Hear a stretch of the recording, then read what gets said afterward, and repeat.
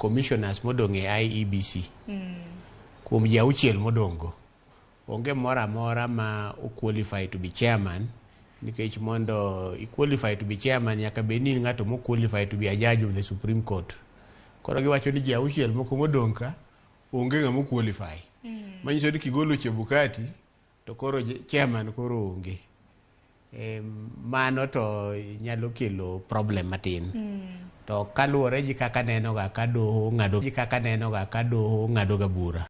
Kochopo kanyo to koro gibiro tiyo gi gimoro miluongo ni doctrine of necessity. Doctrine of necessity wacho ni kochopo ni ok nyal timre kaka chik owacho to koro jo doho penjore ni tabedi ni joma nondiko chik no ondike kawuono dagi ndike nang'o. To gima ng'e ni ginyalo wacho en ni ka ng'ato dhi adhiya kucha ni eno act ok ni koro ni eni jakom ni eno act to gibiro yie ne yie. To gima ng'e ni nyalo kelo problem maduong' ahinya en ni jalup jakom kaluwore gi weche moko mane giwacho gi commissioners adek moko ka. Ang'e ni jo Kenya Kwanza nyalo go koko kabisa ka giwinjo no gol Chebukati koro jalup ne moket gibo wacho ni jogi olengore. Koro mano to nyalo kelo wach matek kabisa Kenya ka. Doho weche ichwala maru mano to nyalo kelo problem. To kada kokelo problem to ka doho wacho ni ene modhi otayiero no to ene mobiro taye. Koro kata ka joko ok dwa to ginyalo wacho ni wan koro kara kura no wan koro kwadonje nikech waneno ni jomukawo gi olengore bathe kocha. Lakini kura no dhi mbele. Ma koro dong kwayo no koro ginyalo dhi to gioro ne podono ni gima kamano nyalo timore. Koro en kwayo mioro ne doho mar apil nikech doho maduong' mogik koselando mochiwo siem mochiwo bura ong'ado ni kama ema timore. To mane kako timore. Mane kako timore. Ko onge apil moro koro. Koro onge. Onge apil moro. Oruma kamano. Kopogore gi mano kata mana kapok wadonjo kendo itwak aneno ka Okusa Irene wacho ni apenji wakili ni ere kaka jong'ad bura biro ng'e adiera matut mar joneno madhi donjo kata mana ne kweth mora mora. Achiel kuom joneno mabende wagombo mar mondo mi wawinji en mar Gidhongo mana kaka nalieko ni form 34A mabende dadonjo system mano poto mar IBC noruch. Okay. Ere kaka doho kata mana kaka jong'ad bura uyango ni janeno ni witness ni owacho adiera makende. Mano to yot kuomgi nikech mane tich ma gitiyo ka pile pile ka ji okelo bura e doho ok mai kende. To doho nyaka winjo ga weche ma witnesses owacho to doho bro wacho ni witness ni to wuoyo maber macha to kuwuoyo maber. Koro mano to en gima tek kuomgi en gima yot kabisa. Mano ok tek.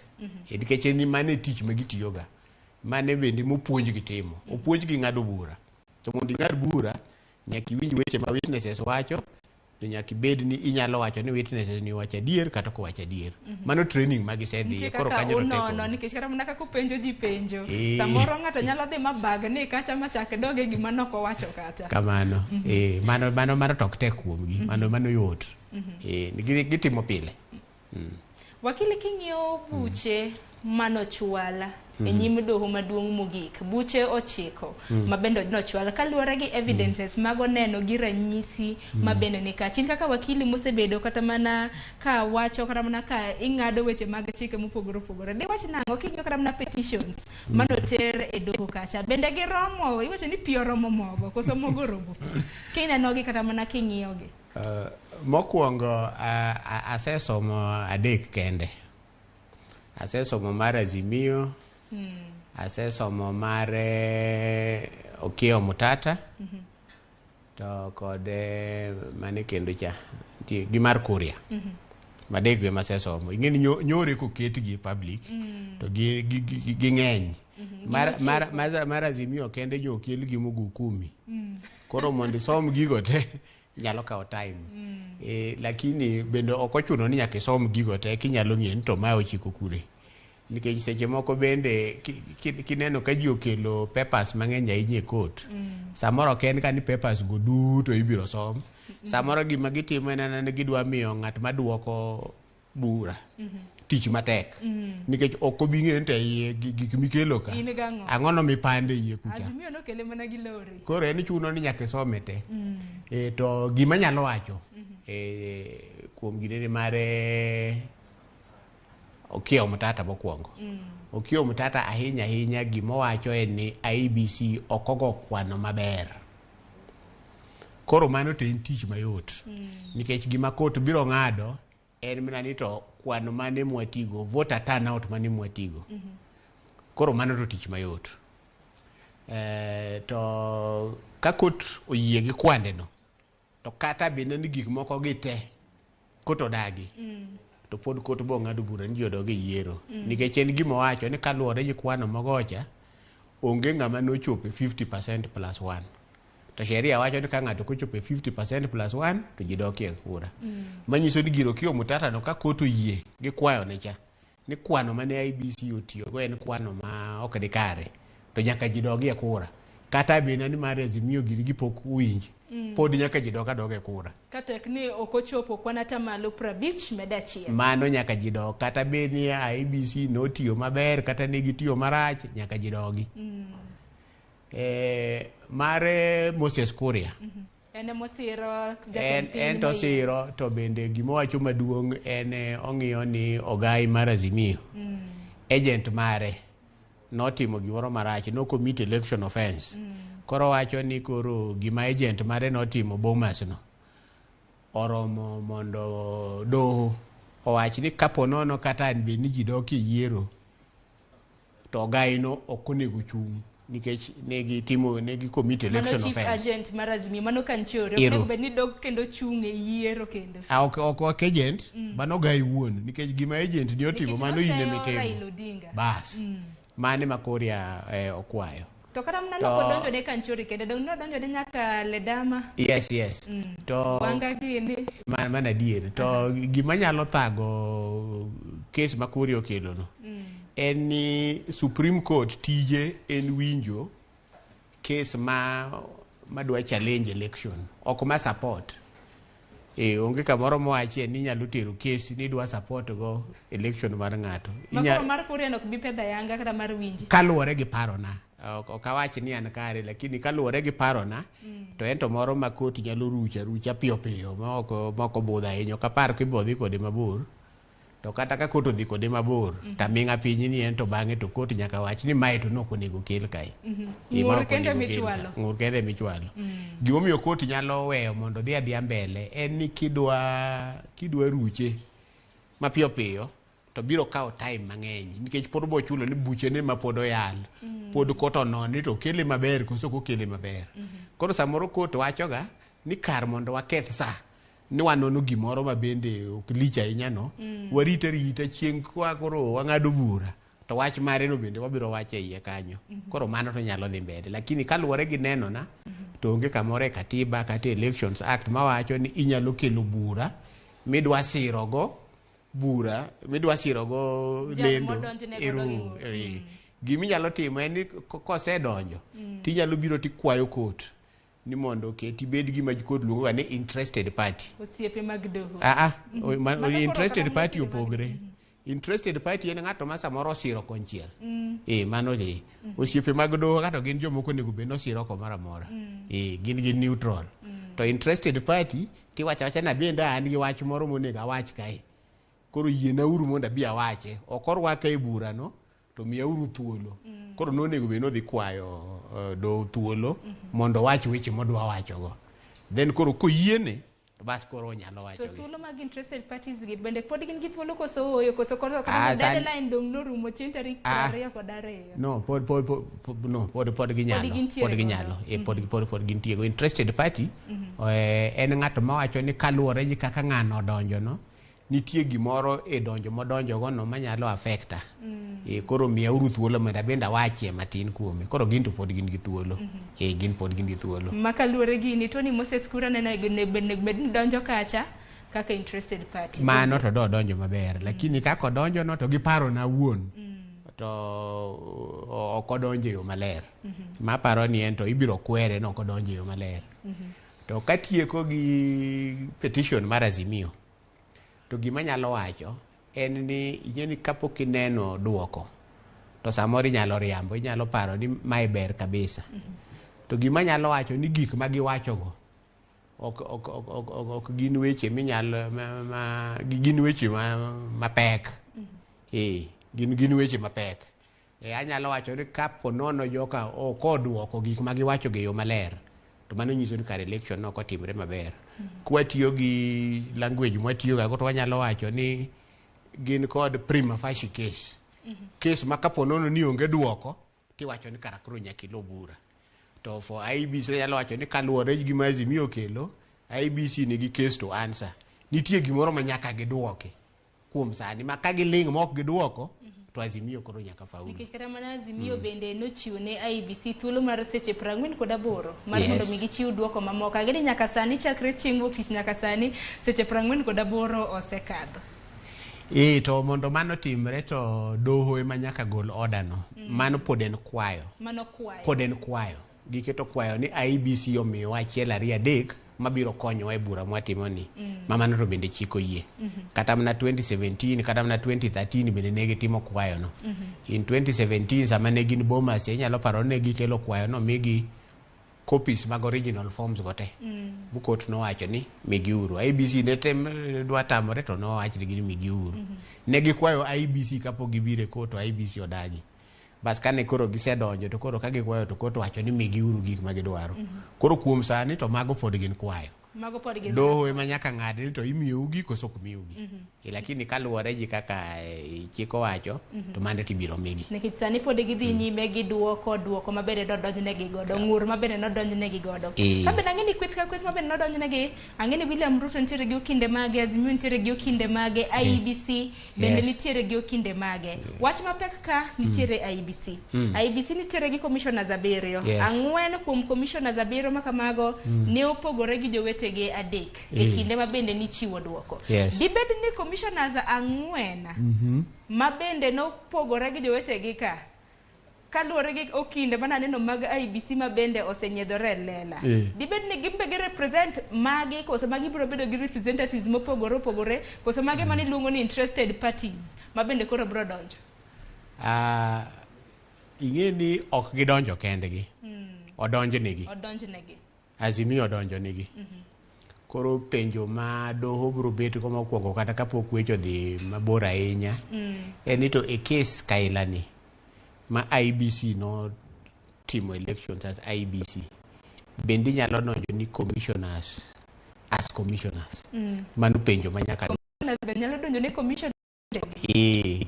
En gima pok otimore ka Kenya ka ma wan kaka joma ng'iyo pok waonge president moro minyalo ng'iyo bi wach ni kanotimre kama to mae kaka court nong'ade.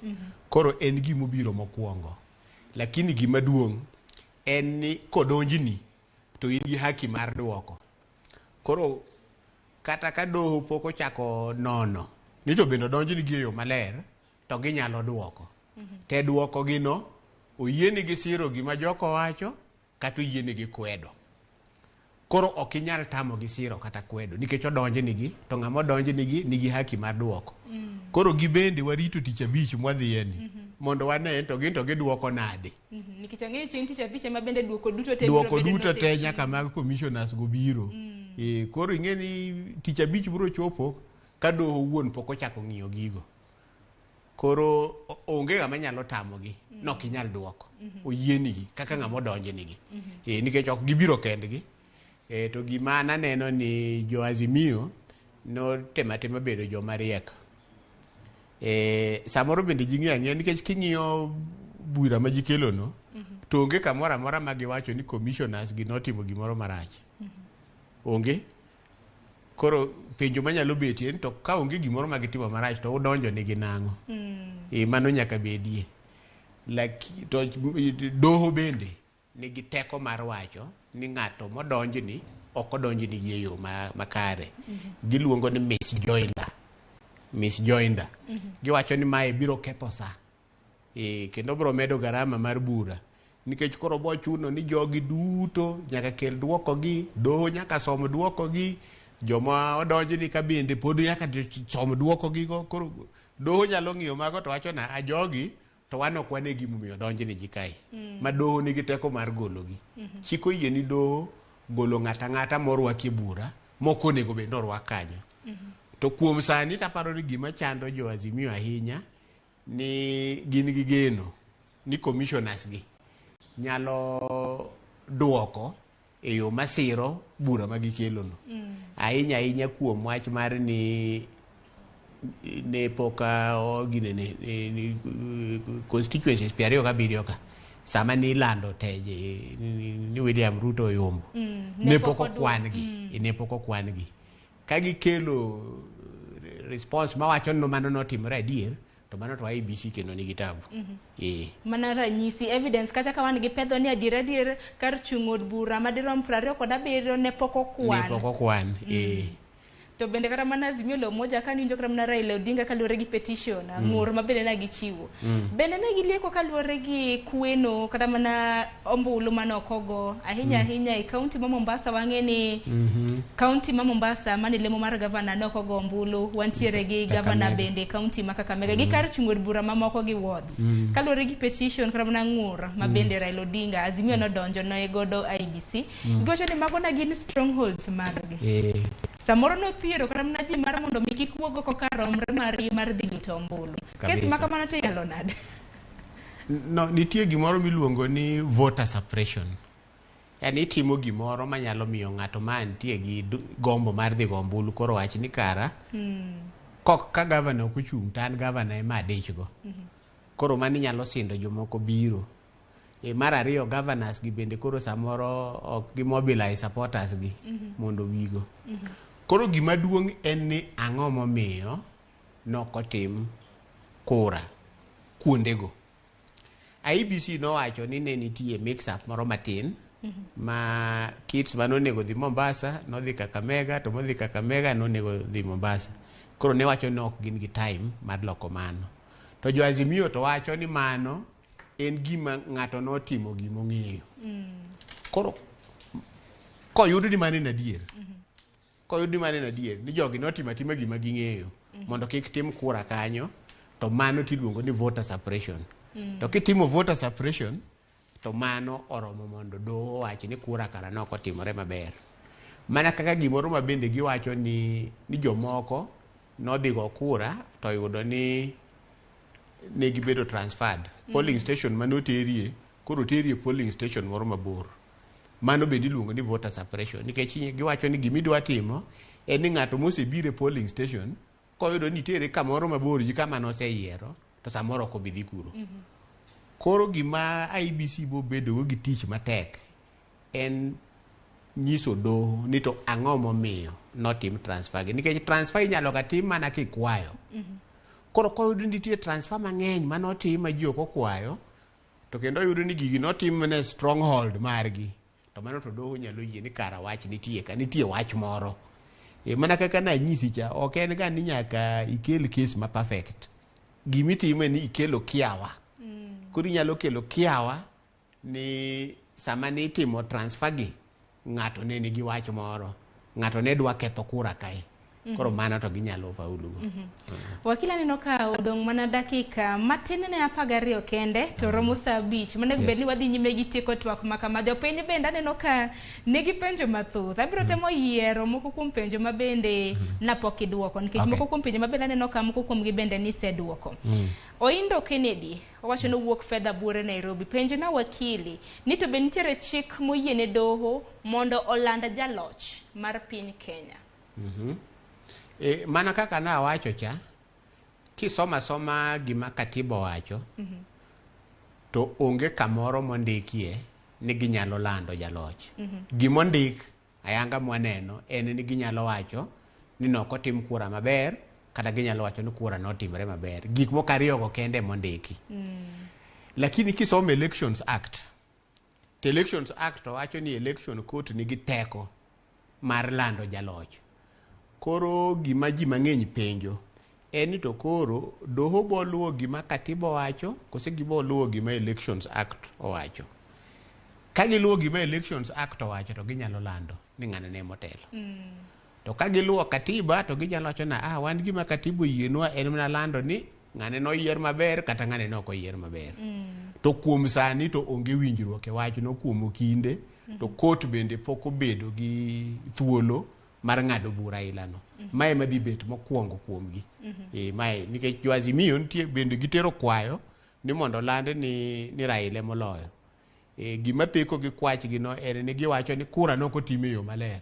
Koro ka kura nokotim e yo maler, tinde kaka inyalo wacho ni koro mondo land ni inti loyo. Iloyo nadi. Koro ka koto yie gi kwayo gi cha, to koto ok nyal lando ne oloyo. Kata benda no kwan ba no loyo. Kot pod bro wacho na kwan no kura no kotimre maber do ura doga. Mana kaka nene ok yot mondo do land. Ok yot mondo doho land jaloch. Anno ka janeno maro bende wacho ni Sharon temna matek mar mondo mi penj na pinjoni. Penj na ukil ni sama doho oyudo ka Chebukati ni kod ketho to CEO mando jata chenro maduong' e dul mar IBC to eno bedo innocent nade. Mane penjo mabende akene mena paro mabapa ni en para mabende ochiwo. Ne penji ni sama oyudi Chebukati gi ketho ponono ni bro yudego. To jata chenro maduong' e dul mar IBC mano CEO to okang' inyalo yude innocent nade ponono ni jakom mare moseyude gi ketho.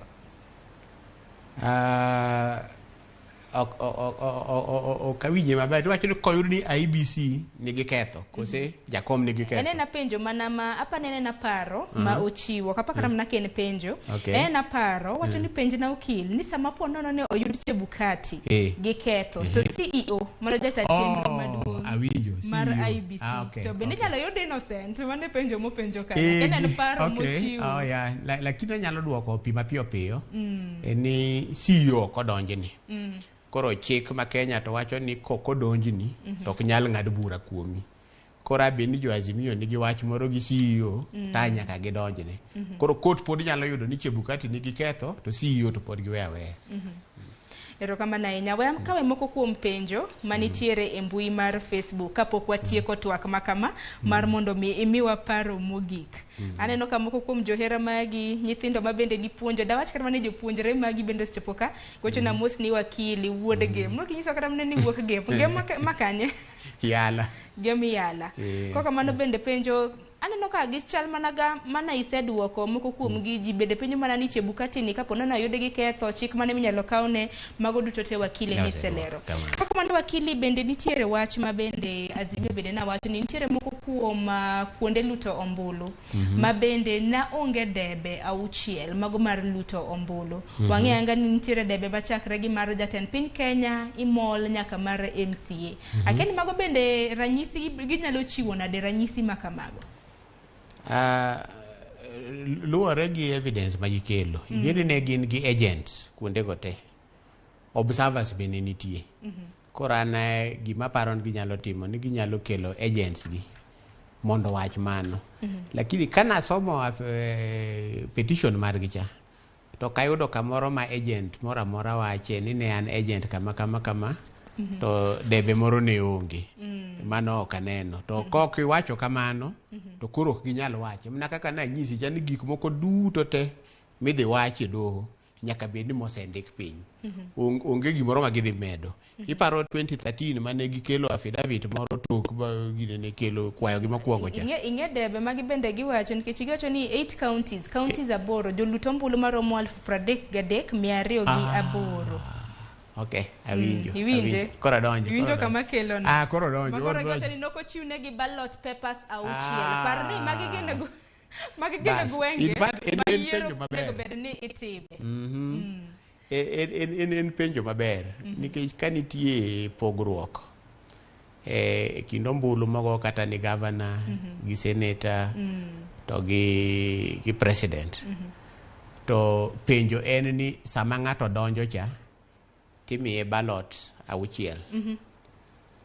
Kapo nono ni jomoko ok ogocho ni president to ballot mar auchiel no nego bed ni en spoiled ballot. Koro penjo magikelo to ballot kini kanye. Mano en penjo maber. Of course oyie ni ng'ato sami donjo cha wacho ni an kik umiya auchiel. Inyalo wacho ni ok adwa miya mana magi. Lakini kaluwore gi practice mar IBC gin gimiyo ga gigo te koro in iwuone ma kidonjo kucha tidhi timo kaka idwaro. To gin to gimiyi gite nikech kok gimiyi gite to complaint nyalo beti ni an ok omiya. Koro gimiyo ga jite to koro kata kihero ni ikete spoiled tikete spoiled. To chik dwaro ni ballots te bed accounted for. Koro ing'iyo Kimskit ni Kimskit nowacho ni ji adi manodonjo e station ni. To ka jogo nodonjo e station ni, de wawach ni gin ji 1,000. To yud ni president ballots gin 800 kende. Onego bed nitie spoiled ballots 200. Koro mano to en penjo motegno. Kaka nene. Mano penjo motegno. Mano penjo motegno. Mano kaka dhi e doho to bende nyalo ng'ad ni mano bura. tegno. Mano tegno. Mano tegno nikech nyaka ing'e to kura gi odhi kure. Nikech nyalo bet ni ndegi go kura nachiel kuom jomochung' to ng'ato golo ballot gigo ok okwano kacha. Mano negi. Wakili agoni erokamano. Ne hero mara mar mondo mi wadhi gi twak makama nikech ma en twak monyalo go kata manya nyaka odhiambo kaluwore kata mana gi ote ma bende donjo. Kaka mano abiro chiwo ni thuolo mogik mar wacho pachi mogik kaluwore gi thuond wach ma bende nwatwake ahinya ahinya okenge ma doho luwo wenge duto te nitiere doho maduong' mogik. An atimo na erokamano kuom miya thuolo mondo watwag gi jopiny. To gima nyalo nyiso jopiny ni en ni kuom sani gima wan go en kwayo mar jomodonjo. Pok waneno duoko. Koro kapok ineno duoko to kinyal rikni e wacho ni to kara gini notimre marach kata notimre maber. Koro anyiso jopiny warit duoko. En mana tich 5 kende. Kwaseneno duoko to koro tok kanyo to koro yot mondo kata wan waigi wang'ad bura. Ema kata nanyalo biro wach ni kaluwore gi kaka jogi odonjo gi kaka odwoki mae kaka en. Koro kuom sani kik wawach ni kata ni Chebukati kara notimo magi macha. Samoro bro duoko kowacho maber ni kara magi mi ji wacho go gin miriambo. Koro warituru tich 5 mondo wanene ni duoko chal nadi. To maduong' ahinya to ni wabed gi kwe kaka jo Kenya. Jomodonjo go timo maber kabisa. Kar mondo wadhi e street kaka ne wadhi ga chon cha to watero gini e doho. Mane maber. Mane kaka onyago bed. Koro an geno mango ni doho bende botiyo tich ma katiba no miyogi mondo giti. Mano kende. Erokamano ahinya. Nyakoro mga jong mana kaka wakili Charles Ouma owacho. Wacho mana ni kanyo ni warit duoko mar ji ma bende nodonjnegi godo ka bende igeno ni chieng' tich 5 mar jumani. Mano giko jumani. Duoko duto te biro bedo ka osechiwne doho maduong' mogik ma pacho ka. Wakili Charles Ouma agoni erokamano kuom biro e TV mar Ramogi Duche makawuono. Ka bende duche makawuono ifuono nwa okenge e yo makare ma doho maduong' mogik luwo. Kok manyakoro mga jwangi ni beda agoni erokamano kuom bedo kodwa chakre twak manwa chako godo saa 3 nyaka sani koro aneno ka en saa 5 mar okinyi. Chenro pod dhi nyime. Cleophas Aluo channo ka ntiere studio ka. Oluwo chenro ma bende okelo ni bang' mano en weche manyien ma bende dhi bedo kokelo ni chakre saa 5 nyaka saa 6 mar odiochieng'. Moko kuom gi bende nasekelo ni e chala mar fuambo okinyi makawuono. Erokamano ahinya kuom ote ma bende yoro. Moko kuom gi asomo, moko kuom gi bende apani moko kuom uno riwore gi twak kwa dhi nyime gi twak. Wakili noseduoko penjo mamoko. Pod nyalo dhi nyime mar mondo mi ine kanda maka machakre chakruok. Video iyudo e YouTube marwa mano Ramogi TV. Facebook bende nwantiere achiel kachiel. Koro pod nyalo dok mar mondo mi ine kanda makama. Oyawre kata na uriti uru masani nyakoro mga jwang nyinga en Sharon Ong'aw.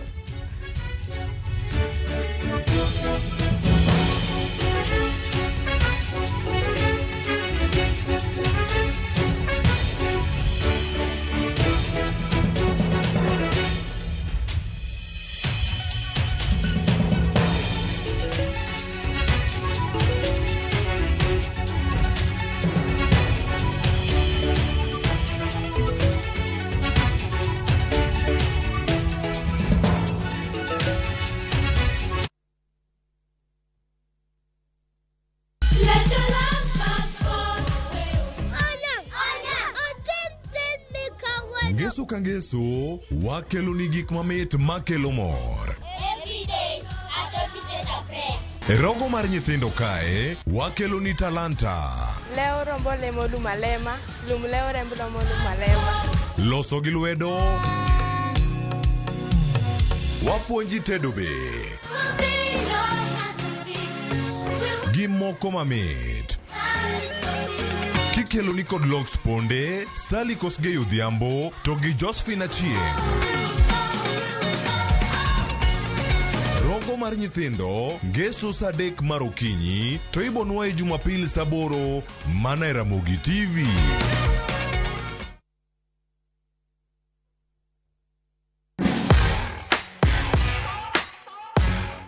Samoro inyalo tiyo kod gigo maonge kod mo mang'eny mabende dendo gi dho ngere ni wipes e golo makeup kata yweyo wang'i.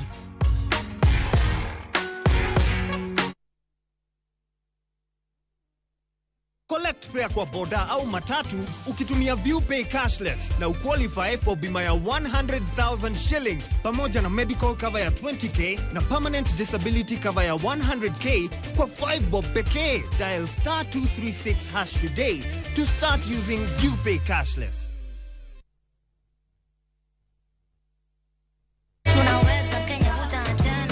Waduogo kendo waikonu chenro maber moloyo. En ngolo nyadiriyo, miel nyadiriyo, kod mor nyadiriyo. Yud magi te chenro mopogore opogore. Tom Dagmor, ngeso ka ngeso, sang'wen otieno. Tiedero, ngeso ka ngeso, sapaga chelo dhiambo. Ngoma owake, wuok tich nyaka tich abich, saparo dhiambo. Ramogi Night, tich abich ka tich abich, sang'wen otieno. Magi duto mana Ramogi TV.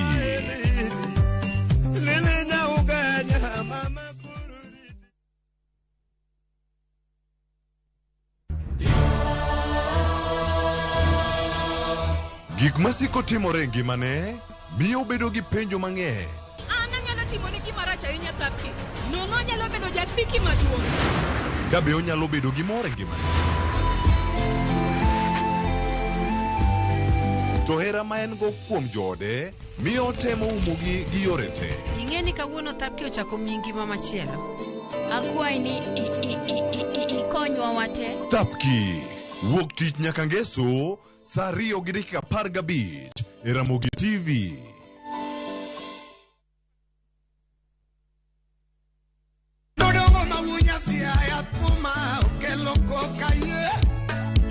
Ni kwa Ramogi.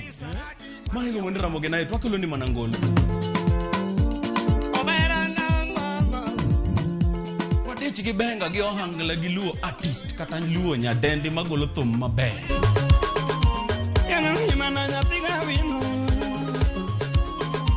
Ilungani Kolo, Kolo instrumental kata DJ Kolo. Ilungani Ninja the Entertainer. Wawacho nango baba? Kiete manaka. Twende kazi.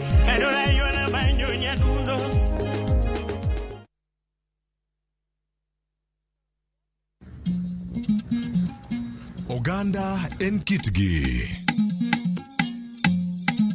Joluo bende wan gi kitwa. Wakelo ni luo kitwa gi timbewa.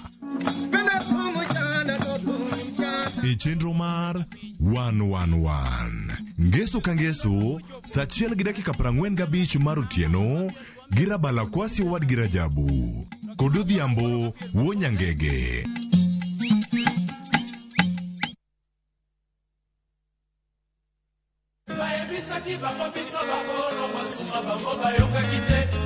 Yuda Matingu.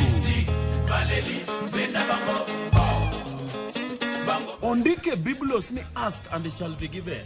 Ni knock and the door shall be opened. Request and it shall be given. Wangini wakelo ne request kende, yani ni yoro text, yoro message. Number ma studio en aria deka uchelo no. Ma en Tiedero, the house of rumba.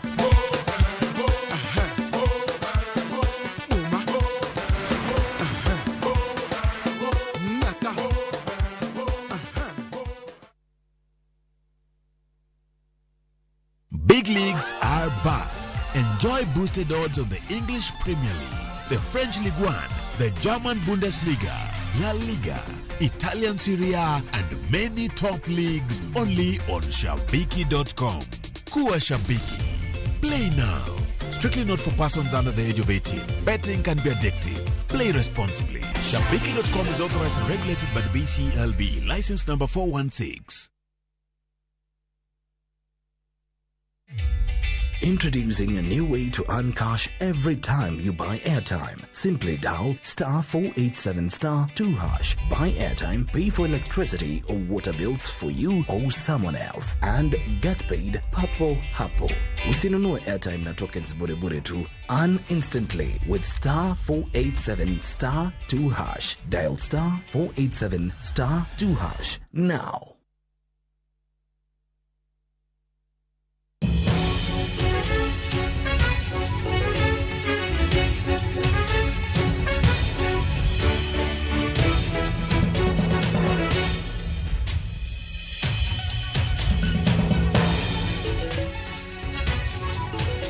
Yakora mkejwang wantire kake ndachel kachielo wantire kod weche manyien mano yiero mar Kenya higa mar 2022 podo dhi mana nyime ni mar wasingoni ni kata tok oselanduoko ni ng'awa mabiro bedo jatend piny Kenya mar abich pod wantire kod kachiel kamora mora mantie wakini machiegni en morwa pile ka pile ni ntiere kodwa kamora mora ma wantiere wan kodi wan bede ni mar jofwambo wa e tung piny Kenya. Ukiny makaono kwa keloni weche manyien wadhi bedo kanyo korango counties duto makaluma Siaya, Homa Bay, Migori, Kisumu, Kisii, Nyamira. Wadhi rango bende gigo matimore county no matter Taveta, gik mage mosebedo kanyo katimore tainya mago bende motenore kod mago mangi madane. County ma Nairobi okwawe uchien ni mara ang'wan ka bende mondo miwakonu gino matimore chuny boma maduong' ma Nairobi. Mondo miwakoni bende ni ote mari dhi ketowa kachiel nyaka sauchiel mar odiochieng' ka wasomogi kendo ka watemo mana nono gigo ma ioronwa kae ote magi kendo ka wasomogi mane yo makare. Intiere gweng' mane? Nyalo bedo ni intiere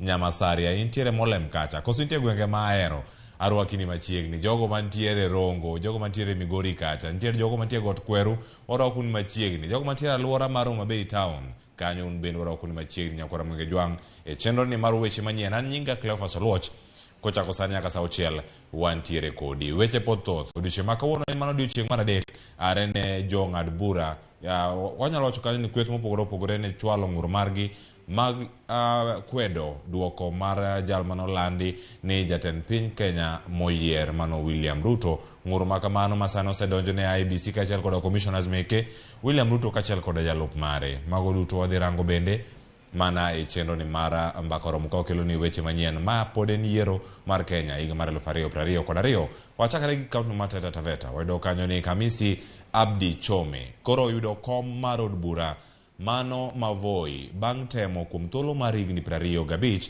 gi otiko mar Wiper mano ne oyombo gi kwano mbulu mar 9418. Kamisi Abdi ne oyier tok yiero ma tarik 9 dweni mar aboro. Amisi en jahigni 60 kendo en wuon nyithindo 5. Amisi mabende en midusa kendo jaowala ne ochako temo laro kome opogore opogore higa mar 1997 kane ochungi otiko mar KANU 2002 ne ochungi NAK 2007 ne ochungi ODM 2013 ne ochungi TNA. E thuologo duto ne oyombe. Wawinjane kaka ne oloso. Leo ndio nimejua imechukua miaka 25. Lakini ilianza 97, ukumbuke pia kuna watu walisimama, watu waandamizi kama watu ambao ni waumini. Mimi ni Muislamu. Lakini nashirikiana sana na ndugu zangu wa Kristo. Sisi kama watu waumini lazima tuamini kuwa hii ni mapenzi ya Mwenyezi Mungu. Na ukiamini mapenzi ya Mwenyezi Mungu basi unapata utulivu rohoni. Ukipata ule utulivu inakupatia tena ari ya kuweza kusimama wakati mwingine. Lakini malengo kubwa ni kwa sababu yale malengo ambayo yalikuwa yanifanya nisimame mwanzo, hali za watu, ile kuwa naweza na mimi nikatoa mchango wangu, nilikuwa naona bado hujatimia. Kwa hivyo kama ingekuwa imefanywa na imetimia, basi ingekuwa sina sababu ya kusimama. Chome namtambua kama kiongozi, mzazi, mtendakazi na mtu ambaye amefaulu katika maisha. Na kwa miaka ijayo ambayo tunatarajia ni kazi kutendeka, kwa sababu siku nyingi Taita Taveta imekuwa nyuma katika maendeleo. Kwa ule muda amesimama, amekuwa mpiganaji vizuri, na tuna uhakika kuwa kwa vile ameweza kuibuka mshindi kwa mwaka huu, tuna imani kuwa atatumikia watu.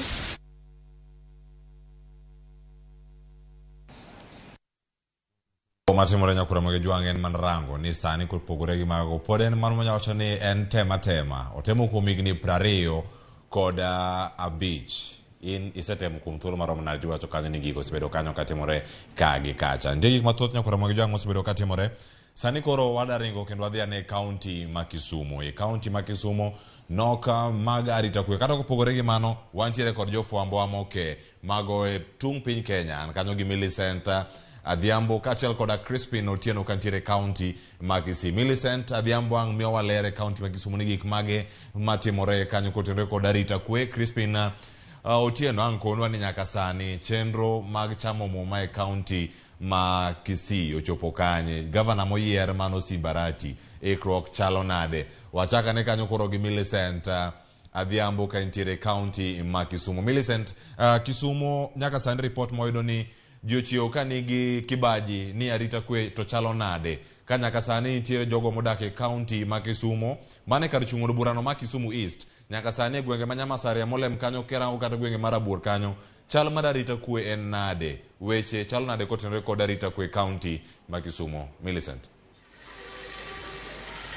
Erokamano nya Cleophas achiel kachiel ka bende wane dhod apis mag jogo mochung'ne kedo ne ratiro mag oganda kuma bende nyaka ne wach mar medruok mar rochruok e arita kwe e kaunti ma Kisumu kaendi ahinya to e kuonde ma jodak yuto gi ni piny kaka Nyamasaria molem kamoko bende wayudo nyaka ni donjo nyaka gi e town yo Tomboya Okore kocha kachiel kod Rabuor. Oganda koro odak kod luoro ka bende koro mosa ariyo otieno to en gino ma ji ng'ado weche mag ohandgi kata yor yuto gi e kore nikech nitiere kweth mag jonjore ma sani owuok ma bende monja ji ma onge gima gidwaro iri kata in jal ma wuotha to onge gimiting'o to gimonji ma onge gimitimo to en monj mar beto go jalo iwei ka ichiegni gi tho ka bende monj ma kamago oseweyo machiegni kod ji ariyo ka osewito ngimagi ka jomodong' to nie e kind akuru gi asumbi e osiptende mopogore opogore. Kan kod achiel kuom jokanyo ma bende ne ochung'ne kedo ne ratiro mag oganda mondo mi olernwa ni to nyaka sani nyaka ne kweth kata mar njore chak monjo oganda gisere kod cases adi mag oganda ka bende pok awuoyo gi jogo giwegi ma bende chieng' ngeso ne monjno ojuko ka bende gin mane yore gi mag menyo kata moko bende ne dok e utegi machiegni nyalo lero matin ka bende pok awuoyo gi oganda ma bende sani kata kamano ineno ka gin rema mokadho. Inyalo nyiso matin to gini endi ochakore karang'o tang'o miyo medore okinyi godhiambo to jogo mochung'ne duoko chien kata ng'i arita kwe mar oganda e kaunti ma Kisumu kandi bende nitiere gino ma gisetimo nikech chunto aneno ka bende umbe osechako timo maru kaka jogo makedo ne ratich oganda. Erokamano ahinya. An iluonga ni Boniface Ogutwa Kach. An atiyo gi migawo miluongo ni Kisumu Peace and Justice Center. En wach malit ahinya ni kogik sani okinyi kwa chiewo to nyaka wayud ng'ama nogo kata ng'ama ohiny gi jonjore kata jomaundu maliwogi ka gidhi ot. Jogi tiyo gi pikipiki kendo wafwenyo ni gigolo number plate. En gima muhimu ni wawach ni ok gin jo bodaboda, gina jokuoge matiyo gi pikipiki to giliwo ji, giriti kisanyiepo kata kidhi dala to sani giweyo ji kuma ntiere taya, giritie mudho ka idhi e corridor madhi ot to giliwi tipo makogo wi gi nyundo. Gikwongo gichoro wang'i gi taya mar pikipiki no aito gigo wi gi nyundo kata gigo wi gi chuma kata ipo mana kotong'i gi panga. En pattern manenre kata kuom jogite king'iyo adhola manie wigi ni mana kamoro achiel manie dier wich ka nyiso ni kanye ma gikwongo gigoyo ma paro lalni aito gimaye gik moko te aito giringo gi lal piyo gi pikipiki.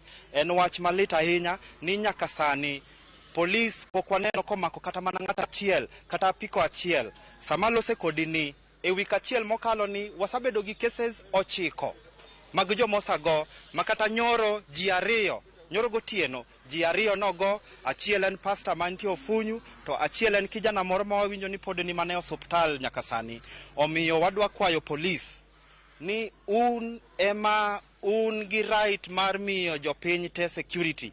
Arita mar kwe ni e lwetu makok unyal timo to wan kaka jo ratiro mar dhano koro wadwa kaonu hatua nikech wafwenyo ni kao kuti to emomiyo ka jokuoge gi be koro gibedo gi free time girita rita ji saa 2 nyaka saa 3 nyaka saa 4 mane sama gigoe ji mang'eny to ma en sama pod ji nitie ma en sama kata ka polis nyalo respond to nego bed ni response bedo fast to jogi nyalo maki to mondo gini otimre kamae kaka waneno timre pattern ni en gima nyaka wawuog oko mondo walose. Erokamano ahinya. Abiro teri achiel kachiel ne Koromo Kajwang' mondo mi wawinje kowuok kuom jogo ma bende jonjorogo eko osemonjo kendo gin gi rem mokadho mondo mi gilernwa ni to monj ma kamae gin otimo gi karang'o to giwinjo nade gi sani nikech ineno kaka gibet kae ni gin kod alama mag rem e chuny wiyegi machalo ni jogo nitie pattern magiketo magi monjo godo oganda gi machiegni mana kinyalo loso machen kichako gi nyingi nyalo lerona mana ni odiochieng' mano monji niya kanye to nidhi kanye to negi yudi kanye to bang'e to ere kaka nobet.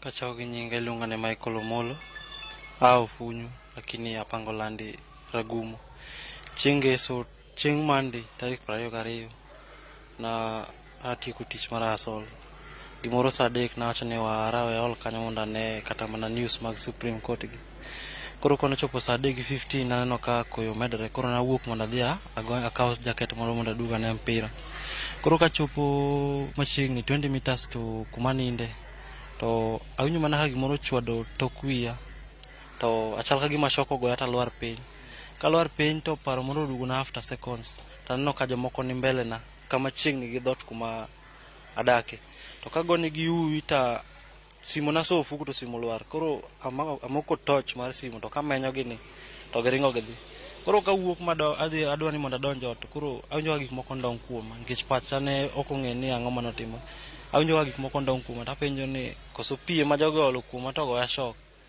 koro as time goes by to aneno ka gimoro mar kwaro ndeng na simu chak mar 2 ndeng na simu koro wacho ni jogo onega kadwa nadonjo ot ni to gino nura magora piny kanyo ma jirani ma dak go nitie ka no wadwa emobiro mokonya ng'isa ni bwana gin nyaka tero hospital gino kinya bedo kama emoring kod tero hospital Russia. Osainya koro kaluwore gi gima jalno makedo ne ratiro mag oganda wacho ni jogi monjo kuonde ma mudho nitiere be nitie kwayo moro amora munyalo kwayo ne jogo kata jotelo manyocha tere kombe e kaunti ma Kisumu kaendi mondo nikech wayudo ga ni wach keto techni e streets kuma ji wuothe en tije jotelo wa mwatede e kombe kwayo mane munyalo chwalo ne weg ni josiasa ma bende nutero e kombe kaka jotelo madwa telo nu kuom higni 5.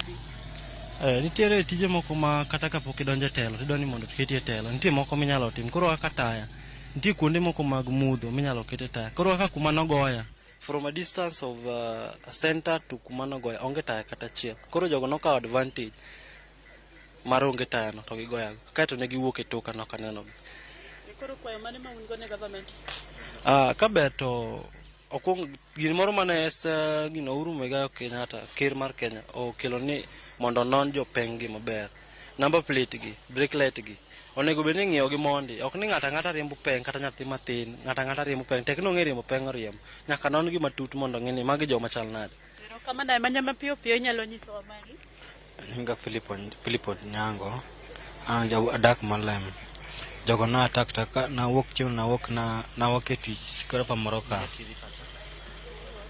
kana gisak tata awok nyo mok chapat malem ka gweno gi energy ema poka pikipiki moro kala temo go tok wiya karka ema lwar pinya temo ywak kata onge kanya ywak adede kamano mama deta ka brother ndo temo ko wa osi kwa mondo ka gige na police post moro kata malem ka manya konyo Mana kamano Cleophas mago mana weche mamedo luwo nuka bende podwa medo wuoyo gi jogo ma bende nosemonji mondo migi med lero matut kata wede gi mondo migi med lero matut ginyiswa ni to gi sani endi wan gi jotelo ma bende no donjo e kombe mopogore kaunti ma Kisumu kaendi god jogo ma bende chung ne arita kwe kaunti ni endi gino ma gidwaro ni mondo timne nikech koro kaka dhini endi nitie kaka ngima oganda ma jo Kisumu odak kod luoro kendo gotieno koro kinya wuotho aoyaye kata ka ine kar tiji nikech iyudo ni jitinde menyo kalure ni ngima oidho nyaka seche mokalore. Cleophas wamedo luonu wechegi inyalo dhi nyime kod kelo weche e lak sechegi. Erokamano ahinya Millicent Adhiambo. Kangi mitemo mana lero kendo angitema e weche mag migago ka ng'iyudo pacho bila ma county ma Kisumu ni to giwacho ang'o kotenore kod monj ma kamago mosebedo ka thoro wuok mane ka chung burano ma Kisumu East ma bende wacho ni gwenge mamoko bende imedo mana luogi. Ang' waduogo iri sama ang' wakelo weche manyien mag migago. Erokamano nya Millicent Adhiambo. Nyakwara Ramogi Jwang weche thoth kendo koro sani wadadhi mana achiel kachiel ka wawuok iri Millicent wadhi ane ir Crispin Otieno kanie county ma Kisii. Crispin, nyaka sani county ma Kisii ochiwo e yo machalo nade ka irango weche duto mosebedo ka dhi nyime chamo muma mar gavana ma oyier ma nyaka sani Simba Arati okawo telo kowuok kuom gavana mosetiyo e thuolo mag tamariyo mano James Ongwae. Giduto otiko mar ODM sani ikruok chalo nade kirango kanyo bende kamati ma ochung'ne weche giduto mag loko telo ka donjo e telo machielo mar gavana manyien. Chris Cleophas awinje e yo makare mana kaka iwacho no ikruok sani ose rumo e county ma Kisii mar kao loch mar gavana mar ariyo mano ma county ma Kisii Simba Arati miyo odiochieng' ma kawuono ne wayudo thuolo mar loso kod gavana mano yier kod jopiny e county ma Kisii Simba Arati mondo lernwa ni nyaka sani chenro mage moketo kapoko ochamo mumo odiochieng' ma kiny kanyo. Karibu bwana gavana katika runinga Ramogi. Leo itabidi tumezungumza Kijaluo lakini nitakusomea kwa leo. Hebu tuambie tunapoingia katika kesho ni kuapishwa kwako kama gavana wa pili wa kaunti hii ya Kisii. Hebu tuambie mpango ambayo umeweka kwa wakazi ambao walikupigia kura. Kwanza nishukuru TV ya Ramogi chini ya Royal Media kwamba asante sana Crispin, ndugu zangu wa Ramogi, kwanza ni wasalimu leo kwa Kijaluo tunasemaje? Uchiona. Yes, nataka nishukuru sana, niseme kwamba asanteni na kuja kwa sababu ya hii shughuli ya leo na shughuli kubwa ya kesho. Kwanza nataka niseme kwamba unajua nilisahau kusema mara ya kwanza pale kwamba tulikuwa na bajeti ya shilingi milioni 57 ilikuwa ifanyike shughuli hii yote ya kuleta gavana mpya ambaye ni mimi katika ofisi. Lakini kwa uwezo wangu nimerudisha ile bajeti kutoka milioni 57 mpaka milioni 3.5. Tulikuwa tununuliwe gari mimi na msaidizi wangu kwa milioni 33, alafu kurenovate ofisi milioni 7, milioni 6, makazi ya gavana na deputy wake karibu milioni 10 ya sherehe. Lakini niliangalia vizuri, mimi niko na magari mapya yangu, sihitaji gari ya county kwa sasa. Hiyo pesa wacha nitoe hapo niende nitengenezee zahanati na iweke madawa katika hospitali. Sihitaji kufanyiwa renovation ofisi milioni 7. Kwa hivyo nimesema zile pesa zote nitazipeleka katika kazi ya mwananchi wa kawaida. Chakula mimi niko na uwezo mdogo, wakahakikisha kwamba kama ni soda nitanunulia watu wangu. Kwa hivyo nikasema kwamba hiyo biashara ya milioni 57 hiyo pesa isaidie. Kwa hivyo I've cut that budget from 57 to 3.5 million. Kwa hivyo the money will be spending tomorrow kwa ile kazi yote ya kesho ni shilingi milioni 3.5. Na hiyo mimi najipiga kifua kwa sababu nimeona kwamba Mungu, ile wizi ambao nataka nisimamishe ambao mnafanyika hapa utaanza kesho. Lakini muhimu nimesema nataka niwafanyie wananchi wangu, walinipigia kura nyingi kwa historia ile kura niliyoipata, kwamba nitawafanyia wananchi watukufu wa Kisii. Tukitengeneza Kisii tumetengeneza county zingine katika nchi yetu ya Kenya. Itakuwa ni mfano, na nataka nitoa ahadi kwa TV ya Ramogi hapa, mtarudia hii miaka ingine 5 ijayo, you can play hii clip, mwangalie mahali tuko na mahali tumeanzia.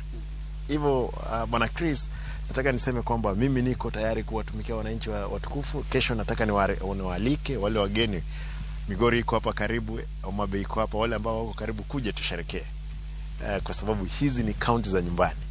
Nyamira, Kisii, Migori, Homa Bay. Kisumu ni mbali kidogo, lakini yote ambayo atapata nafasi kuja tusherekee na tuanze shughuli kubwa ya kubadilisha maisha ya wananchi wetu. Alafu bila shaka kando na swala kama ulivyosema kwamba lengo lako litakuwa ni kupigana na vita dhidi ya ufisadi. Wananchi hapo kuanzia hapo kesho watarajie masuala kama gani kando na vita dhidi ya ufisadi? Nataka nihakikishe kwamba mambo ya hospitali ambapo hamna madawa, nitahakikisha kwamba hospitali zimewekwa madawa. Vile vile mambo ya restructuring the staff ambao wengi wamekuwa pale wamekolea ukitengeneza mambo ya ufisadi yasifanyike. Service delivery, barabara, machani chai, ndizi, tumesimama chini ya mtu wa ndizi hapa. Avocado, kahawa, haya yote yataingia kwa sababu kutakuwa na pesa za viwanda za kutengeneza kazi kwa mwananchi wa kawaida. 3, maji imekuwa kwamba Kisii inanyesha lakini hamna maji, lakini maji kwa siku 100 zijazo nitahakikisha kwamba maji yapo. Hatuwezi weka yote kwa siku 100, lakini nitahakikisha kwamba those structures za kuwezesha maji kufika katika miji ama katika town zetu zote yapo. Kwa sababu nimeambiwa kwamba pesa zimezuiwa kwa sababu walikuwa wanataka kukula, zimezuiwa katika benki. Na mimi nimehakikisha kwamba nitapeana kitu kinaitwa political goodwill kuhakikisha kwamba zile pesa zimetoka. Alafu labda swali la mwisho, wakati huu ambapo unachukua hatamu ya uongozi kutoka kwake gavana anayeondoka James Ongwae, ni nini ambacho unaweza zungumzia kuhusu utawala wake, labda kile ambacho unaweza chukua kama kile ambacho labda unaweza pata kutoka kwa uongozi wake ni upi wakati huu? Ndio kusema kwamba mheshimiwa gavana Ongwae amefanya kazi yake nzuri, mbaya ameifanya na anaondoka. Yeye ndiye mwanzilishi wa county hii. Kuna zile ambazo ameweka ndiposa tukaona makosa. Kwa hivyo sio kwamba amefanya maovu, lakini yale ambayo ameyafanya lazima tuhakikishe kwamba tumeanza kuyaendelesha na tuhakikishe kwamba zile institutional structure tumerudisha ambazo zilikuwa zimevunjwa. Ndio nataka nirudishe, kazi ifanyike. Ndio. Tunasema ero kamano. Asante sana bwana gavana. Asante. Cleophas mano gavana ma oyere county ni Makisi Simbarati kaolo sokodwa kanyo chenro moketo kineno ma ochano chamo mu maudio ching makiny ko wacho ni achiel kuom gigo ma obiro rakorego en achiel gin kaka weche mag mibadhi e county ni omiyo warito kiny wane kaka chenro chal alap ma Gusii Stadium kama ji mahao lufapari chano mar chopo e romono makiny ka isidho ayanga gavana manyien mar ariyo county ni Makisi mano Paul Simba Arati. Erokamano ahinya Crispin Otieno kuom report makamano. Ang' oduogo iri bende mondo amed ng'eyo mathoth. Odiochieng' makiny ang' wan kanyo bende achiel kachiel ka nitiere county ma Kisii nikech kiny ema gichame muma. Erokamano ahinya kuom Ramogi Tv mano Crispin Otieno. Waringane kendo wadhi e county ma Homa Bay. County ma Homa Bay antiere kanyo kod Alia Beach. Alia Beach, Homa Bay chalo nade weche mag chamo muma ineno kanyo e county ma Kisii kuma wuok kanyo e Crispin Otieno.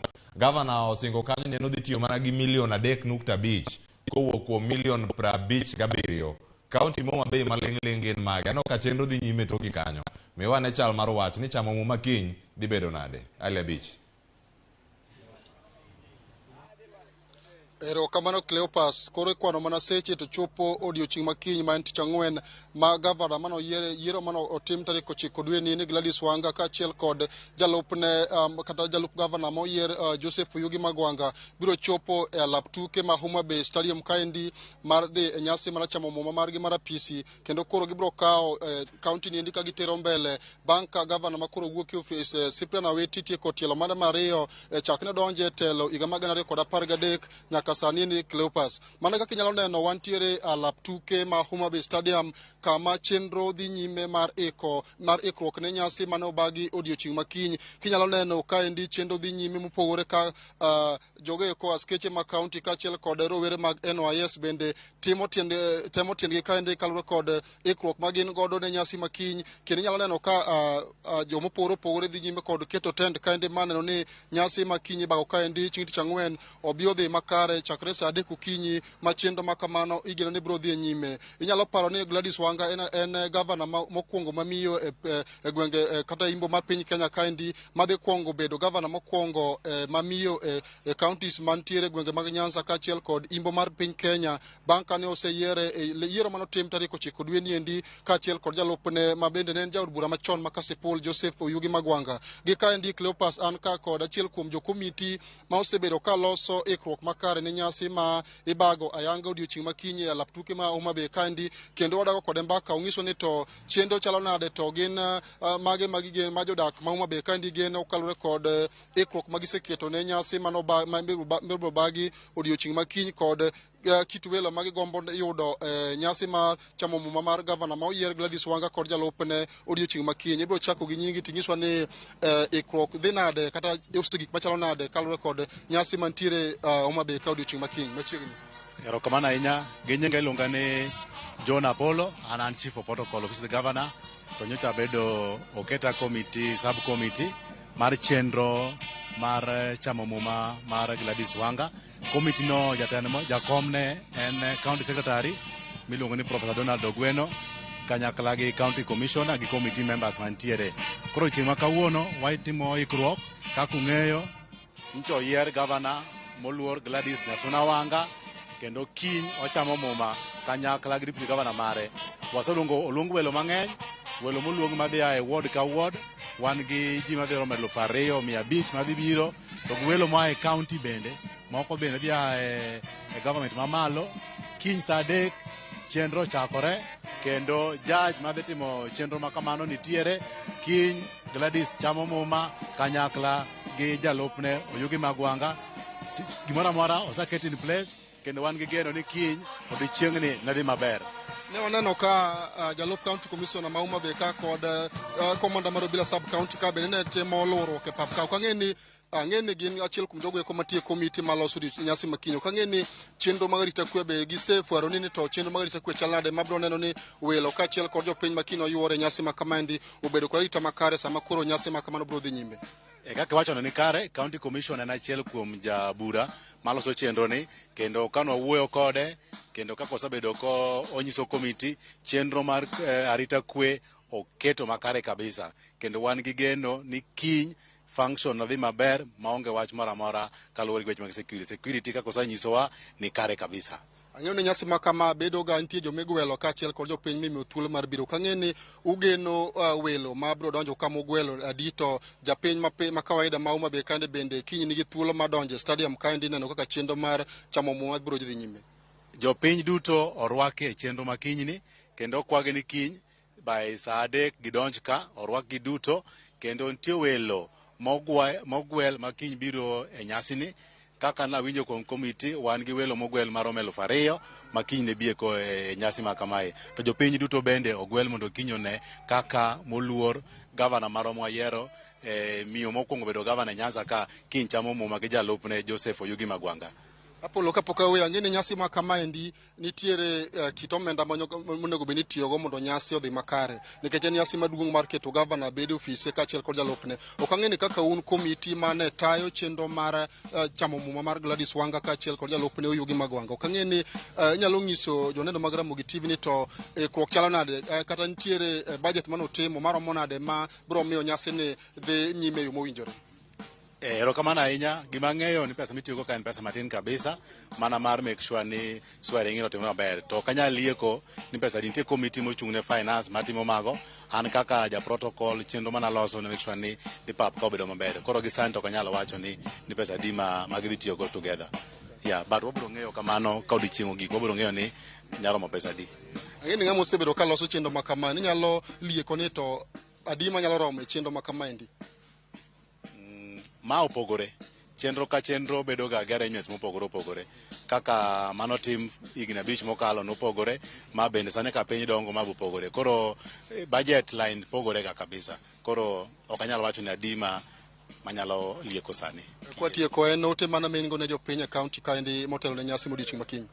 Gima nyalo wacho ni wamor ahinya kaka Homa Bay County wan gi gavana wa moyier kendo oyier gi kura mabup kabisa ke jopiny nohere moluor Gladys Wanga gi jalupne Joseph Oyugi Magwanga. Gima ng'eyo ni magi jotich kendo Homa Bay County kinyo rwaki mondo ochope nyasi ni kwang'iyo kwageno ni Homa Bay County dhi mbele maber.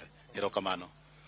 Cleopas, mano ne wan achiel kachiel kuom jo komiti ma osebedo ka loso chenro mar nyasi modiochieng' makiny ma koro wageno ne jachung' kata jagono endo mano oyier kaka gavana mar ariyo e kaunti ma Homa Bay Kandi Gladys Wanga kod jalupne mabe no oyier Joseph Oyugi Magwanga ki nomol e alap tuke ma Homa Bay Kandi mantiere chuny boma ma Homa Bay mondo gicham mondo gichak tich ayanga kaka gavana mar ariyo ma koro biro tiyo bang' ka gavana masani koro wuok e ofise Cyprian Aweti tieko tielo mare mar ariyo kaka gavana e kaunti Homa Bay Kandi chakre higa mar 2013 nyaka koro sani owuok e ofis. Cleopas. Erokamano ahinya Ale Bich. To kanyo aneno ka jogo ma NYS osebedo kanyo ka pangore kata ka gin apisa ma kaunti chenro wageno dhi yo makare. Kata kamano angitem mana manyo ni gitiyo gi omenda marom nade. Wacho kanyo ni omenda matin. Pesa matin ni enedi wadang'eyo kanyo ni e kaunti ma Migori oganda ikore yo machalo nade kendo ikruok dhi e yo moro makare. Erokamano ahinya Ale Bich kuom report ma kamano. Nyakura Ramogi Tv. Dong ne wasingo ni wan wang'i kaunti ma Bay kanyo waseaye. Kaunti ma Kisii, kaunti ma Kisumu. Yeno mondo akaw yueyo ka waduogo. Wadhi nyime kod weche gini mar pod wantiere kar kae. Wadarango jofwambowa moke tung piny Kenya. Kata kamano ote meku pod wamedo mana yudo gi ka. Kasani bende kapok wakaw kata yueyo we mondo warangi ni weche mage matimore mane mbui maro mar SMS magwa mag ote machuok mano mar 3:600 yudo wakanyo kendo an Bright akawuok Nairobi aneno Ramogi TV malere Emmanuel Obanda kani Ombwede Ligega Ramogi TV neno maler kona mbaya ka. Erokamano Emmanuel Obanda kamachielo Ramogi TV ma Omamba mar Obama owacho ni Kanyamkago wacho na mosu kanyo. Erokamano ahinya gi jogo duto mochopo kanyo yudo ayo makare. Armington erokamano ahinya wacho ni ka intiere gwenge mage pok iwacho kanyo maler ahinya. Ang'o duogo kanyo mondo mi wasomo temeku kachiel koda mago mantiere YouTube mar Ramogi TV gi mano bende mar Facebook. Nyinga Cleophas Oluoch kik idhi mabor kendo kik lok chenro ni pod wantiere kae ma en Ramogi TV.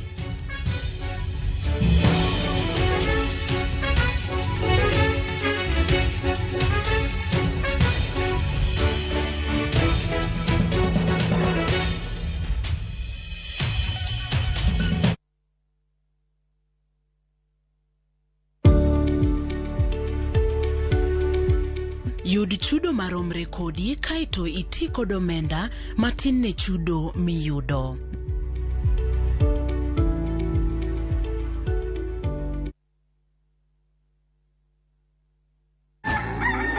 Kapok piny oru, kapok oyaw chiro, jopur ochako odiochieng'gi. Ng'ato ka ng'ato gi gombo mar kelo lokruok. Wachalo joma timo research mondo mi wakel gik man gi value. Ma ok odewo kama idake kata gima ipidho. Pith mar kich en agribusiness. Riwri kodwa mondo ipuonjri yore pur. Cover crops inyalo pidho ei puothi mar rabolo no. Jopur kod chiro mag jopur. Kendiel ma dende ber ema biro mi market. Pur gi ohala. Tich adek ka tich adek, saa 1:45 mar odhiambo. Mane Ramogi TV.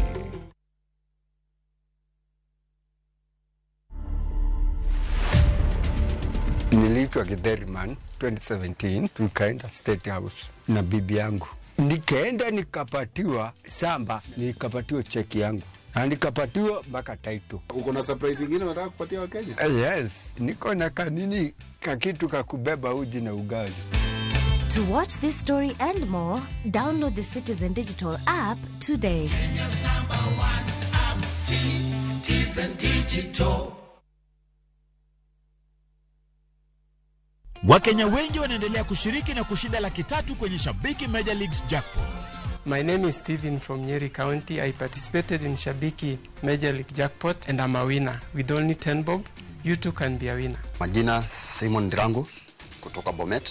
Nimeshinda. Ya hata pia utaweza kuwa mshindi. Kuwa mmoja wao. Cheza Major League Jackpot kwa shilingi 10 pekee kwa kutuma neno MJP kwa 29063 na waweza kuwa mshindi. Shabiki Major Leagues Jackpot. The easiest jackpot in Kenya. Not for persons under the age of 18. Betting can be addictive. Play responsibly. Shabiki.com is authorized and regulated by the BCLB. License number 416.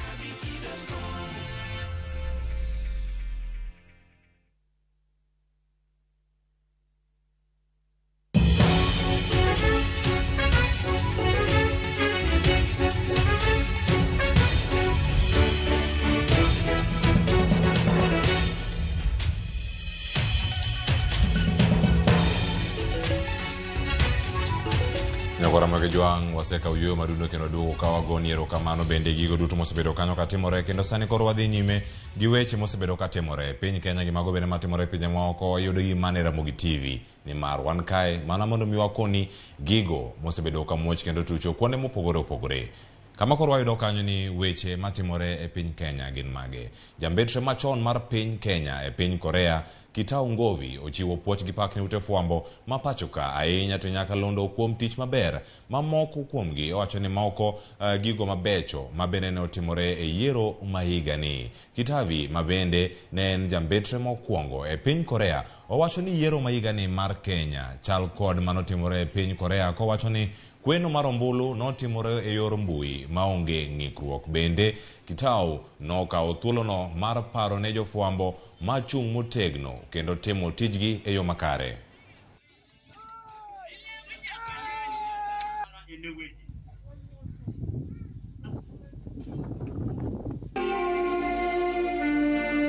The media did a good job, and I want to encourage you to continue doing a good job and keep Kenyans abreast on what is happening in the country. Do not incite violence. Do not give wrong information. Do not get involved in disinformation or propaganda or misinformation.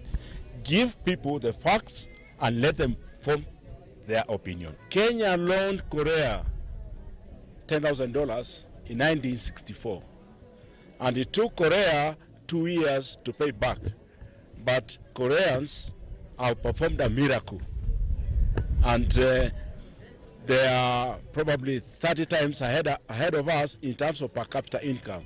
So we are working together with them, and we'll find out areas where we can cooperate and where we can reinforce each other.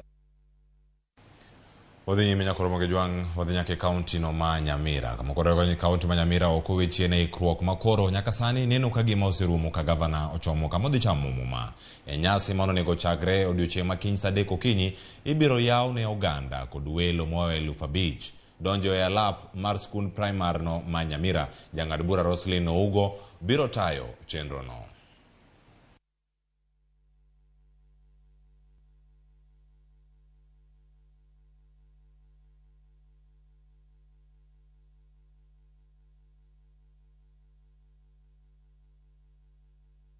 Part of the things we are doing is to prepare for that handing over, swearing in ceremony, which will be on 25th of this month, that is on Thursday, starting at 9 a.m. at Nyamira Primary grounds, and that has been gazetted as provided by in-law, and we've gotten a judge given by the Chief Justice. We have Lady Honorable Roslyn Ougo, who will be presiding over the swearing-in ceremony of the Governor-elect, Honorable Amos Kimomi, His Excellency, and also his Deputy Governor, Honorable Dr. James Ondichokesami, at the Nyamira Primary Grounds on Thursday. And we are ready. We are preparing for up to 5,000 guests. We are very ready to provide security to the function of the inauguration of the new governor. And we have 3 departments which are already ready to work on that day. We have our traffic department, which will be directing vehicles and human traffic during that day. As you know, 5,000 people and most probably about 1,000 cars. It's not a work that can be done without our traffic department. Mago achiel kuom kaunti mantiere piny Kenya mosebedo kanyo gi ikruok mopogore opogore mag neno ni gavana mekgi ochamo muma e yo makare. Kama nitiere kanyo isetwang'o sut, bende ikore ni chamo pilau, kata idhi chamo diel kata rombo kata dhiang' e yo machalo nade. Wadhi nyime wabiane kore kaunti ma Nairobi. MCS mag od bura ma Nairobi mana kaka jowetegi mamoko e piny Kenya mangima sani koro gido mbaka kendo gimedo mana sumore rieko mar nito ng'awa madhi bedo e lemo mar spika mar od bura margi. Kweth mar Azimio la Umoja kaachiel koda Kenya Kwanza medo mana menyo lemono mana kaka Walter Nyambaga lerono. Kaka achiel kuom keto e tim chike mag telo, kaunti ma Nairobi dhi bedo kod thuolo mar yiero spika mabiro dhi tayo twak e od bura mar kaunti no. E kuom thuolo mokwongo nyaka ne thichi oko Beatrice Elachi, Abdi Gulio, Benson Mutura kod MCA mane tudoge kod rem chopo kare tijege. E yiero mar 2022, spika manyien ibiro yier bang' ka MCAs osechamo muom mar apisi, kendo thuolo mar spika manyien koro oseneno ka kweth ma Kenya Kwanza kod Azimio la Umoja One Kenya Alliance olap dhoge ndong' ne komno moro bang' moro. Kaluwore gi chenro kod kwan mag jood bura mar Nairobi City County, namba mar Azimio ber gin 47. Mano riwo nyaka Wiper, riwo nyaka Independent ariyo. Kate sechegi wasebet wasewuoyo kauli achiel, waseyiere ni wadhi manyo ng'at ma winjo MCA, understand MCAs, ng'at ma ong'e chike mag assembly, ng'at ma osebedo kati assembly, koro ng'eyo dwaro mar MCA, to ng'e dwaro mar speaker, to ng'e kaka county onego ni operate. Moko kuom MCA marito chamo muma wacho ni jok molap dhogi ndong' ne komno mar spika osechako lombogi mar yudo sir. Mak mana ni kwan ema nyaka ketie mesa. Kane ka ginyalo yudo nafas ok gibe yudo, nikech ka wawuoye numbers, to numbers ohingo to kata members mabirogi odich mana gi ngimagi makiny. Maka gido ng'ama kato bed jazimio to dhi loso ngimagi e ka to gidhi gochone mana joka. Koro kiwuok e ODM, kata kiwuok e Wiper, kata kiwuok e any Azimio party, to in loyal to the party first, then you also loyal to the coalition. Koro ng'at ma kwaseyudo kamano ekwadhi gone ombulu ayanga. To chalne chalo nade od bura mokalo mane omiyo thichi oko spika mamoko. Maurice Otieno mane obede tielo mokwongo kendo koro ok dogi od burano leronwa kaka ne gitimo e kindege. Gima nego bende ng'iyo kabisa en ng'ama do bedo speaker, en ng'ama osebedo kanyo mo ong'eyo tayo od bura maber, mano osebedo gi jokanyo mag kombe mopogore opogore. Kaka gima ne kelo lweny e kinde machon momiyo speaker oyiera ariyo. Mokwongo chotha nyaka girang ng'ama nigi tiegruok moromo, matiende ni ng'ama koyudo teko gi thuolo mar bedo speaker to ng'eyo ni county assembly onengo tim ang'o. Sama county assembly rango loso chike marito assembly, marito county, to tiende ni ng'ama ong'eyo ni county assembly onengo bed ni tim ang'o gang'o. Jolony korka siasa leronwa ni to ok ochuno ni nyaka speaker bed MCA. Gimonego bed ni timre en ni clerk mar county bo chiwo advertisement gazette notice ma ng'ata tek ni ichopo requirements mag standing orders go, kendo ichopo requirements mag chikwa mar constitution, ng'ata nyalo apply, to ng'ata ok bier. Luoro mamoko kuom jokanyo mag od bura ni godo en ni dibed ni kweth moko nyalo tiyo kod mit bilie e lombo sir lwedo. Ang'eyo ni jowa gin jok ma kinyiso ni waluwo ka kata wang' imigi ma pesa di to kwang' ne yot ahinya mondo inyiewogi. To ang'eyo ni pesa ji sani tiyo campaign, waseneno ji 2-3 mosewuok madwaro speakership. Aneno ka maigi mabotimre county assembly kae mag governor mar Kenya Kwanza ma Johnson Sakaja mondo chenro ne mopogore okale e county assembly obo chako ng'iewo moloyo jok manie party matindo gi kod jo independence mondo kobed gi majority manie county assembly. Joma ne otele od burano nigi jip ne jowetegi masani koro ikore mar chako tich, jip mabende siro kod lony. Cartels ok cause influence kech speaker, governor bo dwaro ng'ate manyalo influence tiyogo. President be bo dwaro ng'ate manyalo konyo governor ni tiyo. Kaka koro sani ne wito kom mar governor ma Nairobi modhi ne UDA. Tabu to pod wan ge county kae nikech wan gi situation ma jal moyier governor mar county onge majority. Walter Nyambaga, Ramogi TV, Nairobi.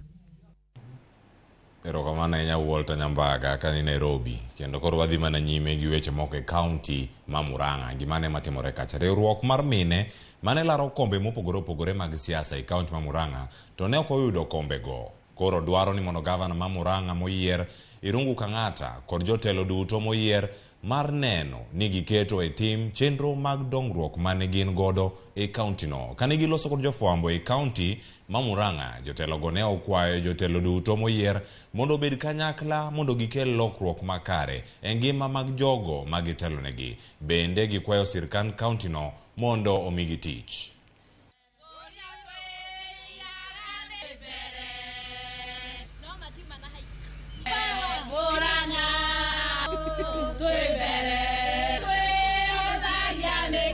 Kumekuwa na watu ambao wamekuwa wanashikwa, yani wanabakwa wasichana wetu, hata wengine ni sodomi wavulana wetu, na hawawezi wakaongea. Hii yote tukiangalia tunaona ya kwamba inaletwa na kusema ya kwamba hakuna kazi. Tungehimiza ya kwamba wale wote ambao wamechaguliwa katika Murang'a County waungane pamoja, tushikane sisi wote, hata sisi wale ambao kura zetu hazikutosha, ndio tuweze kusaidiana na tuweze kupeleka Murang'a yetu mbele. Tuko tayari kufanya kazi na gavana wetu Irungu Kang'ata, na ni wakati wetu wa kumwambia kwamba sisi tuko tayari kufanya kazi na yeye. Bring all leaders together. Every leader has their own potential. Some are coming in as individuals, others are coming in as groups, but he has that responsibility of being the unifying factor in our county.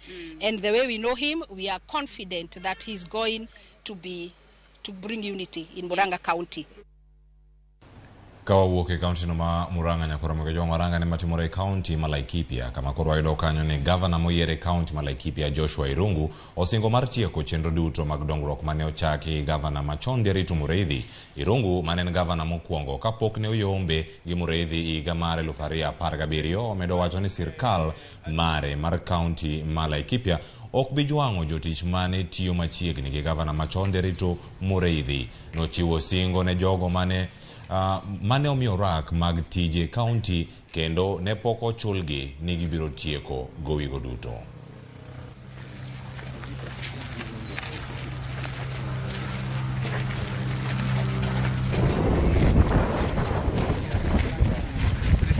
As you know, in the Assumption of Office Act, there are certain processes that are laid out, and for good order, because the handover process ought to be nice and smooth. Assets and liabilities are accounted for. The new team is aware of the state of things, so that even as they take over, then they do so with full information and knowledge on the state of affairs. As of course is normal, the new team will be receiving a comprehensive report, including, as I said, statements of assets and liabilities. I'll be reaching out to him for the things that probably require some clarity, because we want to work together. We want to have seamless handing over and the continuity and sustainability of the projects that we have started. And therefore, I want to assure people, I know at this time of the transition, there are people who have the fears. And the fears is that of the unknown. The fear of the unknown, we don't know this angel or the devil who has come in, how he is going to behave, how he is going to handle. And therefore, one thing I want to assure to the staff is that there will be no victimization. The competition is over, and therefore we'll still continue together. I know the issues of the contractors, the petty bills and all those. Those is normal to have the petty bill, and therefore I want to assure them that there is nothing that gonna go wrong. Wadhi nyime gi weche manyien kawuok e kaunti no ma Laikipia. Koro warange moko mabende timore kaunti ma Nakuru. Miyo moro ma jahigni 23 odine e sendo obila ma Keringet e kaunti ma Nakuru tok kane wachore ni notemo nego nyathine ma jahigni 4. Daisy Chepngetich, miyo ma nyithindo 2, wachore ni ne omiyo nyathino ma japipitu sum, kowacho ni noyudo pek e rito nyithinde. Komanda ma obila ma Kuresoi South, Jeremy Leriwala, nowacho ni nyathino pod yudo thieth e osiptal mar Olenguruone man ka gidhi nyime kod timo nonro ewi achijno matut.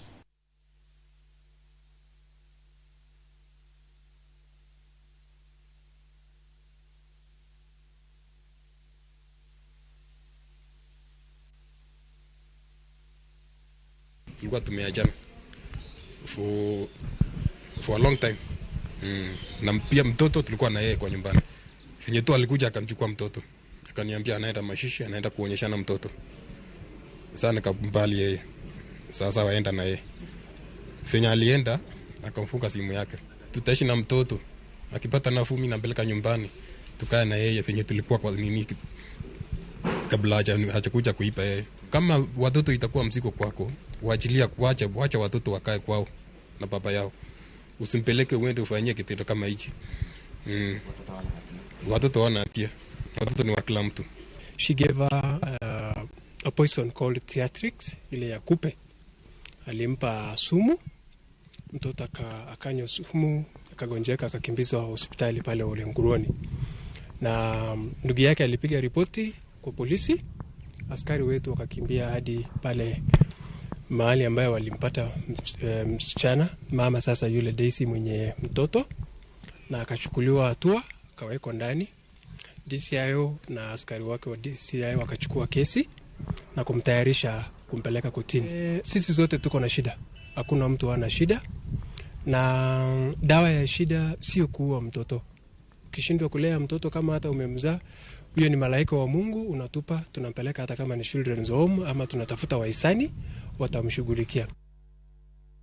Nakora mgejo ang manawach malicha inya ko ke county no mana kuru mana mondo mi wapar nu ka ingi ting mora marito nyathi nitiere kuonde minyalo terogie mondo mi giyud kony mopogore nego nyathi ok en gino maber ahinya kendo wakwedo wach makamano. Wadhi nyime kod yudo weche mamoko makoro arangane county ma Busia ni moingo yiende 10,000 igeno ni dhi pidhi county ma Busia kar chung od burano ma Budalangi. Yiende go idhi pidhi aluora mar aorano Manzoia. Chenro makamano en mar lero kendo mar bero aluora mar aorano Manzoia. Kar chung od burano ma Budalangi osebedo ka yudo pi oula mathoth kendo osebedo ka rocho ngima dhano ka chuno gi mondo gidar e gwengego. Jatatije mag riwruok mar Eco Green Jacqueline Namadi owacho ni gibiro tiyo kaachiel gi International Bamboo Rattan oketo mar ng'iyo ni giketo okenge mag pidho yiende e gwengego kaachiel kod sikunde mag piny owacho. Kama serikali hii nataka kuhakikisha kwamba tunaweka sheria ya kusema ukikata mti lazima upande. Wale wengine walitutangulia ndio walipanda. Kwa hivyo yale tunapanda saa hii itafaidi vile vizazi vya hapo mbele. Kwa hivyo sisi tutafanya na county assembly tuweke sheria ya kusema ukikata mti hata sio moja, panda 2 ili isaidie mazingira yetu. Nataka wanafunzi wetu katika umri wao huu mdogo tuwafunze umuhimu wa mazingira yetu. Ni hatua ambayo tunaanza na tunatumai ya kwamba tutaiendeleza, tuweze kupunguza makali ya mafuriko na pia tuweze kuzuia kingo kuporomoka na kuweza kuhitilafiana na hali ya kilimo cha wakulima wetu ambao wanafanya ukulima katika hizo maeneo. Tumehusisha jamii na pia tumeweza kuhusisha shule, tumehusisha viongozi husika, na katika huu mradi tunasherehekea pia miaka 10 ya uzinduzi wa koti la mahakama la ardhi na mazingira. Koki kaunti no Busia nyakora mogo jong marang mago bende matimore pinje mako ten mor machalnade ne piny Kenya. Jagoro maduong' e riwruog jotich ma pacho kae Kotu Francis Atwoli koro osenyiso mor mare ni gikone to bura mane gichwalo e doho mar pinyno mar Scotland ka gidonjo ne kambi mar chai mar James Finley koro dhi chakore bang' jang'ad bura makono golo amuri mondo yalo mar burano odhi nyime. Burano ne ochwal kod kweth jotich mane tiyo e puothe chai mag kambino ei Kenya kae kaka jopon chai bang' chwalo ng'ur margi kaluwore kod lwasi mar tich mane giwacho ni ne omiyo moko kuomgi tuoche. Atwoli wacho ni kambino ne otemo gengo mondo kik burano dhi nyime bang' dhi e doho ma Kenya. Kata kamano sani koro oyiene Kotu kokalo kuom riwruok mar Kenya Plantation and Agricultural Workers Union mondo ochwal nying jotich mamoko mane ohinyore. Kila mfanyikazi ambaye alipata shida hiyo aweze kulipwa kulingana na assessment iliyofanywa na madaktari wetu hapa na wale wa Ulaya, aweze kulipwa zaidi ya milioni 10 ambayo itamsaidia kununua madawa yake kila wakati akiwa bado anaishi. Sasa kwa vile hiyo injection imewekwa ama imekuwa set aside ama haiko sasa, tunauliza wafanyikazi wajiandikishe kwa wingi na kila mfanyikazi, na uhakika hii kesi tutashinda.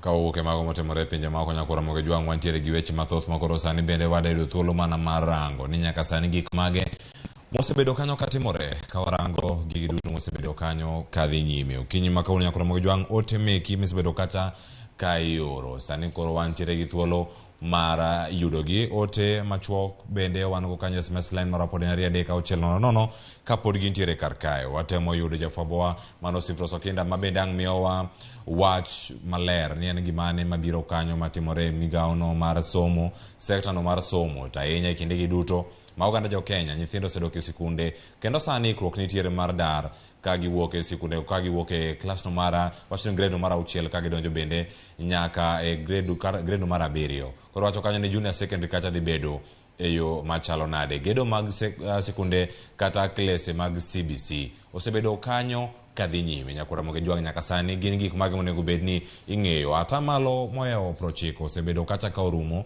mago klase mosebed kigero ka kanyo ni wacho ni gwenge ma Nyanza kata Central mano mantiere masawa mar piny Kenya osebedo kacha gi weche mathoth mag sebedo kanyo ka girango kendo nyaka sani wada mana nono ni gik mage mantiere kar kanyo. Nikech mano jatend migao mochung'ne arita mochung'ne weche mag somo mano ngire George Magoa osebedo kanyo ka limo sikunde mopogore opogore ka oyao kendo ka oketo ayanga gedo mag sikunde kata kilese mag CBC.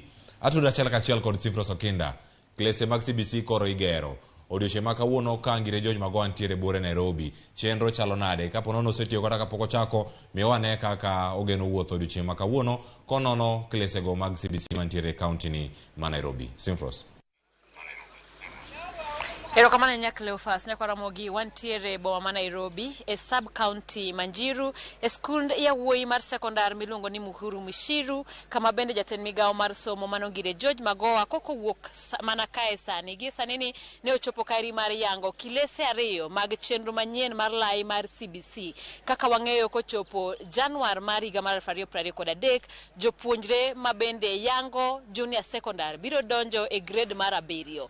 Ikruok osebedo katimore ka bende jatend migao no osebedo ka wuotho e skunde mopogore opogore mag piny owacho mar neno ni ikruok chalo nade. Bende Magoa wacho ni gie sani gidhi makare kopogore koda bombe mopogore opogore kata kuonde mopogore ma bende koro chenro no pod yware kogolo ranyisi mar boma no kata kaunti no ma Mombasa. Kata kamano wacho ni entiere kod adiera ni kochopo higa manyien to thoth sikunde mag piny owacho biro bedo ni oikore mar mondo mi one ni nyithindo duto kata jopuonjre duto oyudo thuolo makare mar donjore kata mar dhi e sikunde go. Kopogore koda mano bende wacho ni gintiere koda chenro mar neno ni jopuonjre oyiero sikunde e yo makare ka gikawo thuolo margi.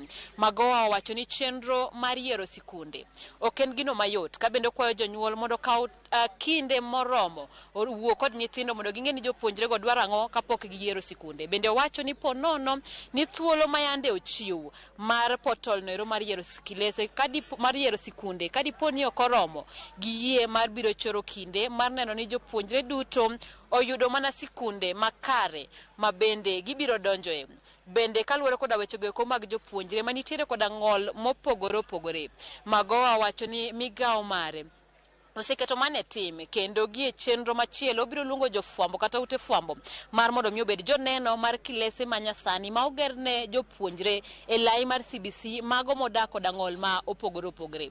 Geno mare ni kochopo Januar to onge japuonjre moro amora ma bende biro koso thuolo moramora. Cleophas bende adiera ma nyaka bedie en ni nenore ni sikunde go eko mag ji giwegi gie sani oseketo ikruok malich miwuoro kopogore kada goda mago mag sikunde go eko mag piny owacho. Gie wachno Magoa bende jiwo jonyuol magie sani nyithindgi nitiere sikunde mag ji giwegi mar mondo mi kik gitem kadipo ni nyithindgi nitiere kare mar somo kata mar dhi nyime gi somo no e sikunde mag ji giwegi kik githaggi mar gologi ni giterogi e sikunde go eko mag piny owacho. Ma wacho ni mana kaponi ofuki nyalo yieni mondo itim kamano kaluwore ni sikunde go eko mag ji giwegi omenda michulo ni malo kipimo koda mago mag piny owacho.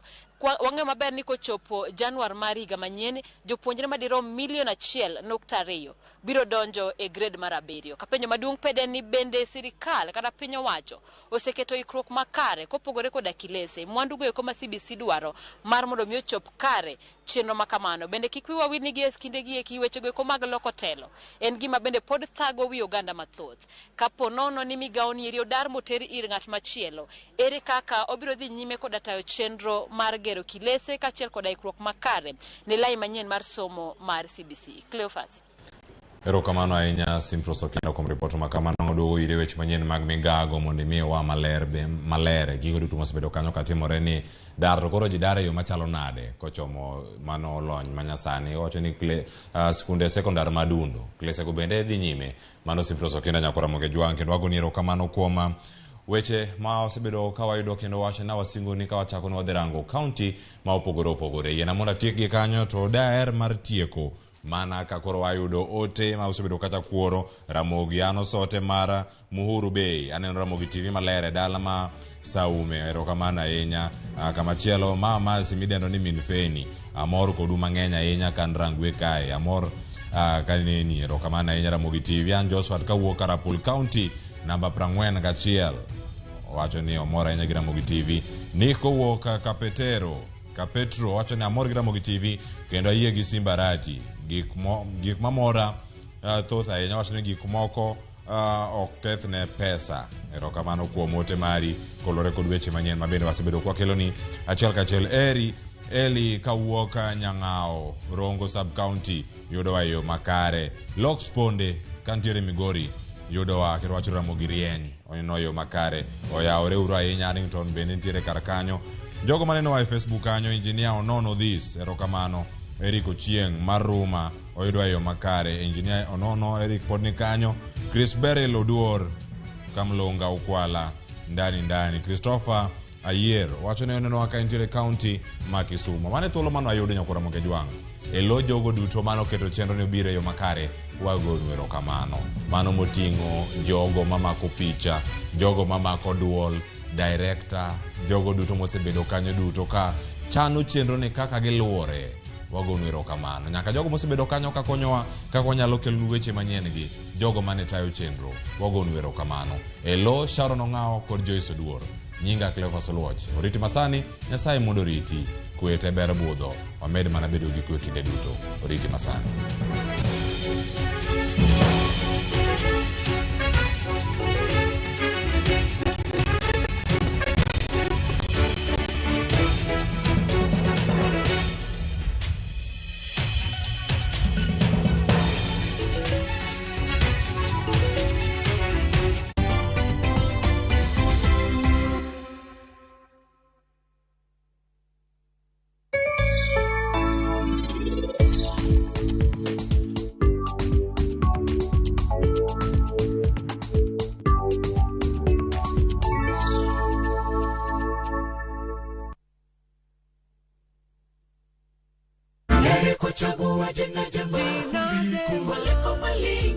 Ging'wono mar Nyasaye manyisore ngimawa kinde ka kinde.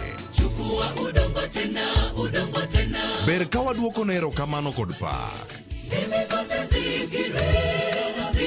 Ma watimo sabato ka sabato chakre saa 2 mar okinyi.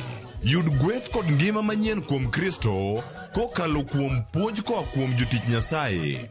Sikie lamo, nyis Ruoth Jehova Nyasaye entie gi duoko maber ne ngimani. E chenro mar Injili ngima e Ramogi TV.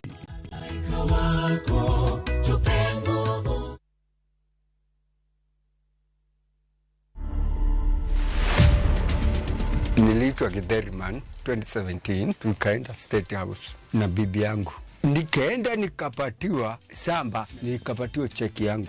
Na nikapatiwa mpaka title. Uko na surprise nyingine unataka kupatia wa Kenya? Yes, niko na kanini kakitu kakubeba uji na ugali. To watch this story and more, download the Citizen Digital app today.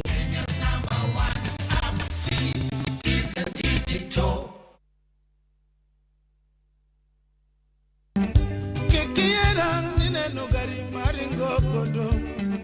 Kikiera ngama wuotho godo. Kikiera neno na ngama wuotho godo. Kikiera neno na minena godo. Yeraki marumo kiero pesa tiero jache. Yeraki marumo kiero mwandu tiero jache. Nyasaye machano nyaka ngimani duto. Nyasaye machano nyaka ngimana duto. Dial *860 *419# to get Hera Mutho. Wakenya wengi wanaendelea kushiriki na kushinda $300,000 kwenye Shabiki Major Leagues Jackpot.